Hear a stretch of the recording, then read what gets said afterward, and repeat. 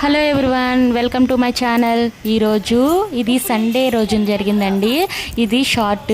అసలు ఎంత ఆకాశం అంతా ఎన్ని కలర్స్ వచ్చాయంటే pink, blue, sky blue, yellow, grey, white వీటి కాంబినేషన్స్లో కలర్ఫుల్గా యాస్థెటిక్గా ఉందండి. ఆకాశం అంతా చాలా చాలా అందంగా మారిపోయింది. చాలా కలర్స్. ఆ రోజు అప్పుడే వర్షం వచ్చి ఆగింది.